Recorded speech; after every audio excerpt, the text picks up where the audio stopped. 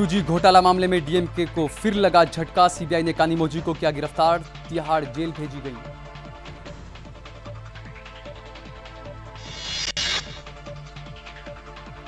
राष्ट्रमंडल खेल घोटाले में सीबीआई ने दाखिल की पहली चार्जशीट। कलमाड़ी समेत 9 लोग बनाए गए आरोपी।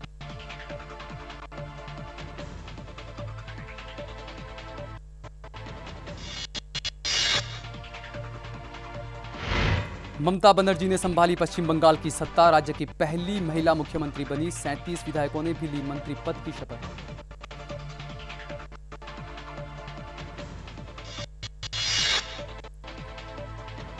पाकिस्तान को सौंपी मोस्ट वांटेड लिस्ट में फिर हुई चूक। एक और अपराधी भारत में मौजूद। सीबीआई ने वेबसाइट से अपराधियों की सूची हटाई।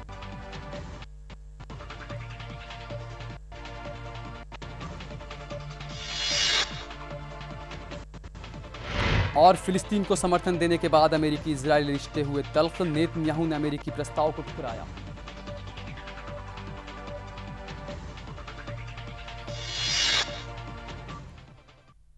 नमस्कार, स्वागत है आपका जैन न्यूज में। मैं हूं सहल रजाक। बुलेटिन में सबसे पहले बात करते हैं 2G घोटाला मामले की। 2G घोटाला मामले की सह आरोपी और डीएमके सांसद कानिमोझी को सीबीआई ने गिरफ्तार कर लिया है। दिल्ली की पटियाला हाउस कोर्ट ने पहले कानिमोझी की जमानत अर्जी खारिज कर दी, फिर कुछ देर बाद उन्हें तिहाड़ जेल भेज दिया गया।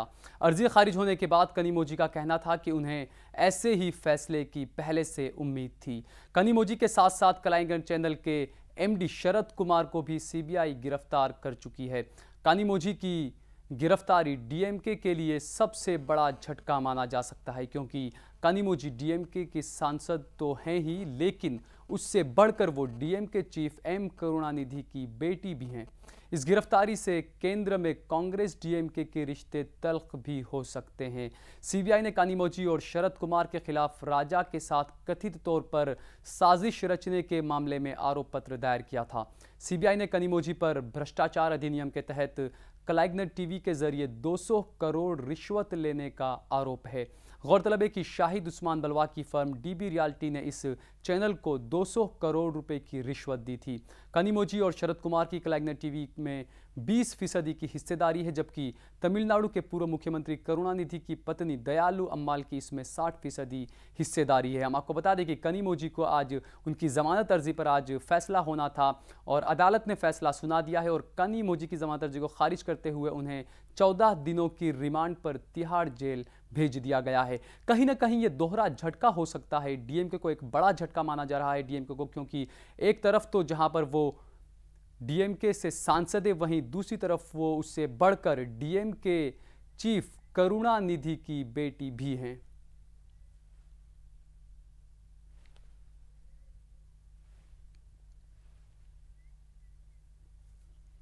जी हां, कानिमोझी को गिरफ्तार कर लिया गया है और 14 दिनों की रिमांड पर कानिमोझी को अब तिहाड़ जेल भेज दिया गया है।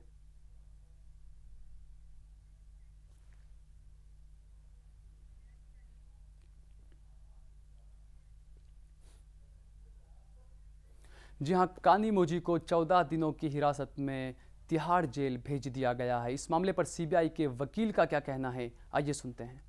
कानिमोझी और शरद कुमार जो कलाईगंज टीवी का एमडी था, उनका बेल एप्लीकेशन का सुनवाई ओपी सैनी साहब की कोर्ट में हुआ था और सुनवाई के बाद में 2:30 बजे के करीब वो बेल एप्लीकेशन डिसमिस किया गया है और उनको जेल में ए क्लास फैसिलिटीज और मेडिसिन, चश्मा पहनने का अधिकार और घर का खाना खाने का अधिकार दिया गया है। उनका अगला सुनवाई होगा 30 मई में। तब तक 14 डेज रिमांड हो गया है। कोर्ट ने ऑर्डर किया है। जी हां, कोर्ट ने जो है वो 14 रोज के रिमांड पर जो है वो कानिमोझी को भेज दिया। इस मामले में तफसीलात से और ज्यादा जानकारी के लिए हमारे साथ जुड़ रहे हैं हमारे संवाददाता अभय कुमार राय। अभय, कानिमोझी को जिस तरह से 14 दिनों की रिमांड पर भेज दिया है, डीएमके को दोहरा झटका लगा है ये? बिल्कुल, देखिए अगर हम देखें तो कानिमोझी को 14 दिन की न्यायिक हिरासत में भेजा गया है और अब उनकी अगली पेशी जो है वो 30 मई को होगी। यानी कुल मिलाकर अगर हम देखें तो कानिमोझी के लिए एक मुश्किल तो है ही, साथ ही साथ करुणानिधि के लिए भी काफी बड़ी मुश्किल है। हालांकि जब पहले दिन वो जब कोर्ट में पेश हुई थी और सीबीआई ने उन्हें बनाया की उम्मीद थी कि वो उन्हें जेल जाना पड़ेगा, लेकिन जमानत याचिका पर लगातार जो है वो सुनवाई एक तरह से टल रही थी और आज जो है जमानत की याचिका जो है उनकी रद्द हुई और उन्हें हिरासत में लिया गया और अब न्यायिक हिरासत में वो जेल में है। तो कुल मिलाकर अगर हम देखें तो ये करुणानिधि के लिए और डीएमके के लिए काफी दोहरा झटका है, क्योंकि डीएमके की सत्ता पहले ही गई है और अब कनिमोझी को जेल जाना पड़ा है। तो अब जो है वो डीएमके के लिए काफी मुश्किल है। हालांकि डीएमके साफ तौर पर पहले भी कह चुकी है कि वो कनिमोझी के समर्थन में है और वो कानूनी लड़ाई लड़ेगी। यानी कुल मिलाकर अब कानून के बीच जो है एक तरह से कनिमोझी इस तरह से फंसी हुई है। हालांकि उनके एक और जो सांसद ए राजा है वो पहले ही से जेल में है और कुल मिलाकर अगर हम देखें तो जिस तरीके से 2G स्पेक्ट्रम मामले में जो कनिमोझी को की संलिप्तता बताई गई और साफ तौर पर जो फ्लैगनार टीवी है उसमें उनकी हिस्सेदारी है और कुल मिलाकर जो रिश्वत का जो आरोप है ये उनके लिए एक तरह से गले की फांस बना है। और जो फ्लैगनार टीवी के एमडी हैं शरद कुमार जो हैं उनकी भी जमानत याचिका रद्द हुई है, वो भी जेल गए हैं। तो अब जो है एक तरह से देखा जाए तो ये डीएमके के लिए एक दोहरी मुश्किल है। जी भाई, बहुत बहुत शुक्रिया आपका। जी हाँ, डीएमके के लिए दोहरी मुश्किल है क्योंकि पहले डीएमके लीडर ए राजा को सलाखों के पीछे भेजा गया और उसके बाद अब कनिमोझी को भी सलाखों के पीछे भेज दिया गया है। इधर राष्ट्रमंडल खेल घोटाले में सीबीआई ने अपनी पहली चार्जशीट आज दाखिल कर दी है। चार्जशीट में कांग्रेसी सांसद रहे और खेल आयोजन समिति के पूर्व अध्यक्ष सुरेश कलमाड़ी समेत 9 लोगों के खिलाफ आरोप लगाए गए हैं। चार्जशीट में बयानों का हवाला देते हुए कलमाड़ी पर आरोप लगाया गया है कि वो सीधे 141 करोड़ के सौदे में शामिल थे और उन्होंने स्विस कंपनी को फेवर करने के लिए अफसरों पर दबाव भी बनाया था। चार्जशीट के मुताबिक गेम्स के लिए टाइमिंग, स्कोरिंग और रिजल्ट सिस्टम खरीदने के लिए कलमाड़ी ने स्विस कंपनी ओमेगा के साथ डील की थी। इस कंपनी को फेवर करने के लिए 2 अफसरों पर दबाव भी डाला गया था। उन अफसरों ने विरोध दर्ज कराते हुए इस्तीफा भी दे दिया था। ओसी के पर्दों और अफसरों ने भी स्विस कंपनी को फ़ायदा पहुंचाने के लिए कलमाड़ी की मनमानी के बारे में बयान दिए हैं। इस तरह के हालात पैदा किए गए कि स्विस कंपनी के अलावा कोई और कंपनी को वो सौदा ना मिल पाए। गलत ढंग के इस टेंडर प्रोसेस के लिए कलमाड़ी खुद जिम्मेदार हैं। उस कंपनी को 141 करोड़ का सौदा दिया गया था, लेकिन बाद में कंपनी ने यह सौदा एक भारतीय कंपनी को दे दिया था। इस सौदे में करीब 95 करोड़ रुपए का नुकसान होने की संभावना जताई गई है। जानकारों के मुताबिक चार्जशीट दाखिल होने से कलमाड़ी, ललित भनोट और बाकी सभी को जमानत मिलने में दिक्कत का सामना आ सकता है।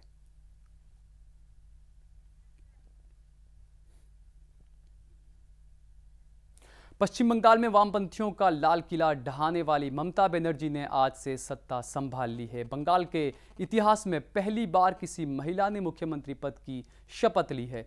शपथ ग्रहण समारोह कोलकाता के राजभवन में ठीक 1:01 पर शुरू हुआ और ममता के साथ 37 मंत्रियों ने भी आज शपथ ली, जिनमें ममता के अलावा 35 तृणमूल कांग्रेस और 2 कांग्रेस के मंत्री शामिल हैं। शपथ ग्रहण समारोह में राज्य के पूर्व मुख्यमंत्री बुद्धदेव भट्टाचार्य, प्रणब मुखर्जी, पी चिदम्बरम और AK एंटनी समेत 3200 मेहमान गवाह बने, जिसमें कई बड़े नेता, व्यवसायी और कला साहित्य के कई दिग्गज मौजूद थे। पिछले हफ्ते आए चुनाव के नतीजों में ममता की तृणमूल कांग्रेस और कांग्रेस गठबंधन को 294 सदस्यों वाली विधानसभा में 226 सीटें मिली थी और इस जीत के साथ ही 34 साल से चला आ रहा लेफ्ट का शासन खत्म हो गया। ममता अभी विधानसभा की सदस्य नहीं है। ऐसे में अटकलें तेज हैं कि ममता दक्षिण कोलकाता विधानसभा क्षेत्र से चुनाव लड़ सकती हैं।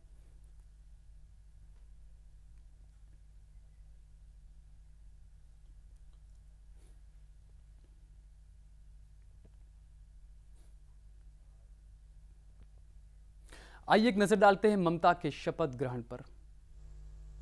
মমতা ব্যানার্জি ঈশ্বরের নামে শপথ করিতেছি যে বিধি দ্বারা স্থাপিত ভারতবর্ষের সংবিধানের প্রতি আমি অকপট শ্রদ্ধা ও নিষ্ঠা পোষণ করিব। আমি ভারতের সার্বভৌমত্ব ও সংহতি রক্ষা করিয়া চলিব। পশ্চিমবঙ্গ রাজ্যের মুখ্যমন্ত্রী রূপে আমার কর্তব্য সমূহ শ্রদ্ধাপূর্বক এবং সিদ্ধান্ত কারণে নির্বাহ করিব এবং ভয় বা পক্ষপাত অনুরাগ বা দেশরহিত হইয়া সর্বপ্রকার জনগণের প্রতি এই সংবিধান ও বিধি অনুসারে ন্যায়াচরণ করিব।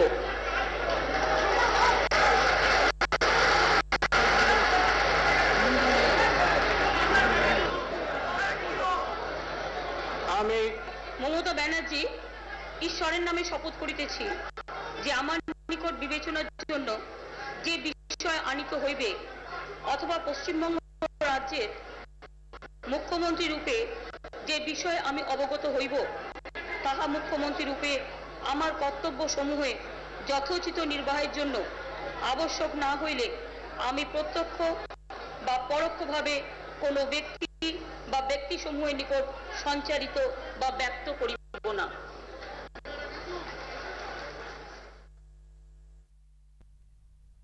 सीबीआई ने एक बार फिर देश की साख दांव पर रख दी है। एक के बाद एक मोस्ट वांटेड देश में ही मिल रहे हैं। वजहुल खान के ठाणे में होने की बात सामने आई थी और कुछ ही वक्त उसको हुआ था और उसके बाद एक और मोस्ट वांटेड के भारत में होने की बात सामने आई है। ताज़ा खुलासे के बाद आनंद फानंद में सीबीआई ने अपनी गलती मानते हुए अपने एक इंस्पेक्टर को सस्पेंड जबकि 2 अधिकारियों का ट्रांसफ़र कर दिया। दरअसल 51 साल के फिरोज़ को पिछले साल ही 93 ब्लास्ट मामले में गिरफ्तार किया गया था, लेकिन सीबीआई ने इसे भगोड़े अपराधियों की लिस्ट में शामिल कर दिया। सरकार ने सीबीआई द्वारा तैयार की गई मोस्ट वांटेड अपराधियों की सूची में हुई गलती को स्वीकार कर लिया है। गृह मंत्रालय में तैनात आंतरिक सुरक्षा सचिव यूके बंसल ने मीडिया से मुखातिब होते हुए कहा है कि सीबीआई ने अपनी गलती मान ली है और जांच एजेंसी इसके लिए ज़रूरी कदम भी उठा रही है। बंसल ने कहा है कि सरकार सीबीआई द्वारा तैयार की गई लिस्ट की समीक्षा भी करेगी। हालांकि बंसल ने यह भी साफ कर दिया है कि भारत पाकिस्तान को सौंपी गई सूची वापस नहीं लेगा। गृह मंत्रालय और सीबीआई की लापरवाही का खामियाजा पूरे देश को हालांकि भुगतना पड़ सकता है। ये एक ऐसी लापरवाही है जिसके कारण आतंकवाद के खिलाफ भारत की लड़ाई कमज़ोर हो सकती है।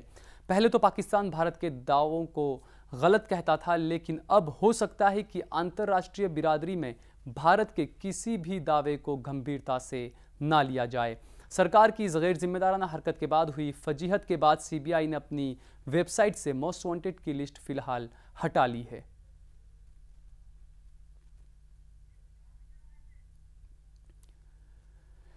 इस मामले में ज्यादा जानकारी के लिए हमारे साथ जुड़ रहे हैं हमारे संवाददाता राहुल मिश्रा। राहुल, एक के बाद एक ऐसी जिस तरीके से गलतियां सीबीआई से और जांच एजेंसियों से हो रही है, सीधे तौर पर मुल्क की साख पर इसका धब्बा लग रहा है।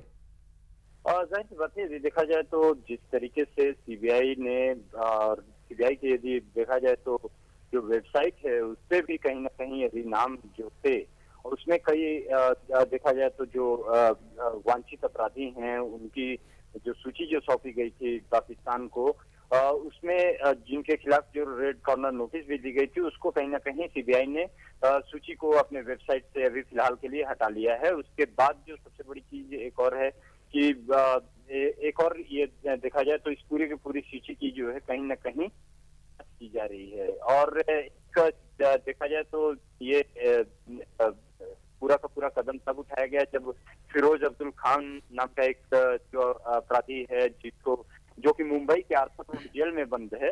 उसके अलावा यदि आपने देखा होगा कि कमल का भी नाम कहीं ना कहीं जो आया था उसका भी यदि देखा जाए तो इन सभी का नाम जो है होने के बावजूद देखा जाए तो भारत में ही मौजूद थे और उसको लेकर के कहीं ना कहीं एक तरीके से जो है वो हक बनी थी। और जिस तरीके से आपने देखा होगा कि खुद कहीं ना कहीं इस पूरे के पूरे मामले को लेकर के जिस तरीके से एक किरकिरी हुई तो इसके बाद से ये कदम एक सीबीआई द्वारा ये उठाया गया है।